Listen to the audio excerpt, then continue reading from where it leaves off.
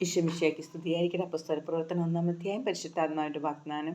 അല്ലയോ തിയോഫിലോസ്, യേശു താൻ തെരഞ്ഞെടുത്ത അപ്പോസ്തലന്മാർക്ക് പരിശുദ്ധാത്മാവ് വഴി കൽപ്പന നൽകിയതിനു ശേഷം സ്വർഗത്തിലേക്ക് സംഭവിക്കപ്പെട്ട ദിവസം വരെ പ്രവർത്തിക്കുകയും പഠിപ്പിക്കുകയും ചെയ്ത എല്ലാ കാര്യങ്ങളെയും കുറിച്ച് ആദ്യ ഗ്രന്ഥത്തിൽ ഞാൻ എഴുതിയിട്ടുണ്ടല്ലോ.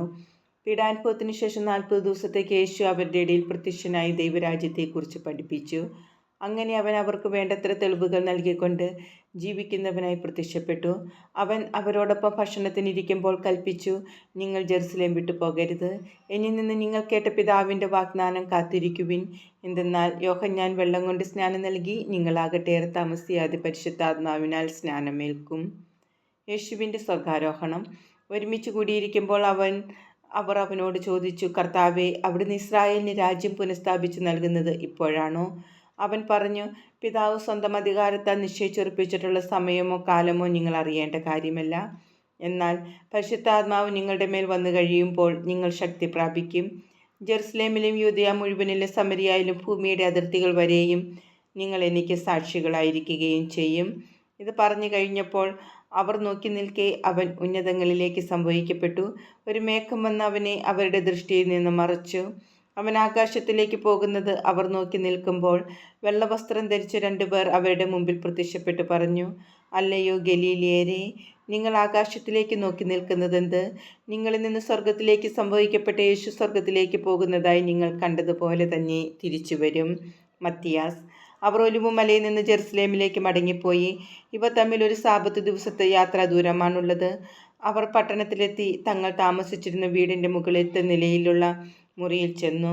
അവർ പത്രോസ്, യോഹന്നാൻ, യാക്കോബ്, അന്ത്രയോസ്, ഫിലിപ്പോസ്, തോമസ്, ബർത്തലോമിയോ, മത്തായി, ഹൽപ്പയുടെ പുത്രനായ യാക്കോബ്, സ്ത്രീപ്രവാദിയായ ശിമയോൻ, യാക്കോബിൻ്റെ പുത്രനായ യൂദാസ് എന്നിവരായിരുന്നു. ഇവർ മനസ്സോടെ യേശുവിൻ്റെ അമ്മയായ മറിയത്തോടും മറ്റ് സ്ത്രീകളോടും അവൻ്റെ സഹോദരരോടുമൊപ്പം പ്രാർത്ഥനയിൽ മുഴുകിയിരുന്നു. അന്നൊരു ദിവസം 120ഓളം സഹോദരർ സമ്മേളിച്ചിരിക്കെ പത്രോസ് അവരുടെ മധ്യേ എഴുന്നേറ്റ് നിന്ന് പ്രസ്താവിച്ചു, സഹോദരരെ, യേശുവിനെ പിടിക്കാൻ വന്നവർക്ക് നേതൃത്വം നൽകിയ യൂദാസിനെക്കുറിച്ച് ദാവീദ് വഴി പരിശുദ്ധാത്മാവ് അരുളി ചെയ്ത വചനം പൂർത്തിയാകേണ്ടിയിരുന്നു. അവൻ നമ്മിൽ ഒരുവനായി എണ്ണപ്പെടുകയും ഈ ശുശ്രൂഷയിൽ അവന് ഭാഗഭാഗ്യത്തിൽ ലഭിക്കുകയും ചെയ്തിരുന്നു. എന്നാൽ അവൻ തൻ്റെ ദുഷ്കർമ്മത്തിൻ്റെ പ്രതിഫലം കൊണ്ട് ഒരു പറമ്പ് വാങ്ങി.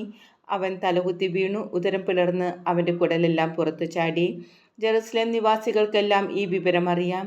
ആ സ്ഥലം അവരുടെ ഭാഷയിൽ രക്തത്തിൻ്റെ വയൽ എന്നർത്ഥമുള്ള ഹക്കൽദാമ എന്ന് വിളിക്കപ്പെട്ടു. അവൻ്റെ ഭവനം ശൂന്യമായി തീരട്ടെ, ആരും അതിൽ വസിക്കാതിരിക്കട്ടെ എന്നും അവൻ്റെ ശുശ്രൂഷയുടെ സ്ഥാനം മറ്റൊരുവൻ ഏറ്റെടുക്കട്ടെ എന്നും സങ്കീർത്തന പുസ്തകത്തിൽ എഴുതപ്പെട്ടിരിക്കുന്നു.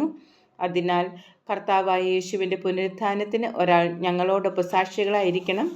യോഹന്നാൻ്റെ സ്നാനം മുതൽ നമ്മിൽ നിന്ന് ഉന്നതങ്ങളിലേക്ക് സംഭവിക്കപ്പെട്ട നാൾ വരെ യേശു നമ്മോടൊപ്പം സഞ്ചരിച്ചിരുന്ന കാലം മുഴുവനും നമ്മുടെ കൂടെ ഉണ്ടായിരുന്നവരിൽ ഒരുവനായിരിക്കണം അവർ ബർസബാസ് എന്ന് വിളിക്കപ്പെട്ടിരുന്ന ജോസഫ്, മത്തിയാസ് എന്നീ 2 പേരെ നിർദ്ദേശിച്ചു. ജോസഫിന് യുസ്തോസ് എന്നും പേരുണ്ടായിരുന്നു. അവർ പ്രാർത്ഥിച്ചു, കർത്താവെ, എല്ലാ മനുഷ്യരുടെയും ഹൃദയങ്ങൾ അങ്ങ് അറിയുന്നുവല്ലോ. യൂദാസ് താൻ അർഹിച്ചിരുന്നിടത്തേക്ക് പോകുവാൻ വേണ്ടി ഉപേക്ഷിച്ച അപ്പസ്തോല സ്ഥാനവും ശുശ്രൂഷ പദവിയും സ്വീകരിക്കുവാൻ ഈ 2 ആരെയാണ് അങ്ങ് തിരഞ്ഞെടുത്തിരിക്കുന്നതെന്ന് വ്യക്തമാക്കണമേ. പിന്നെ അവർ കുറിയിട്ടു. മത്തിയാസിന് കുറി വീണു. 11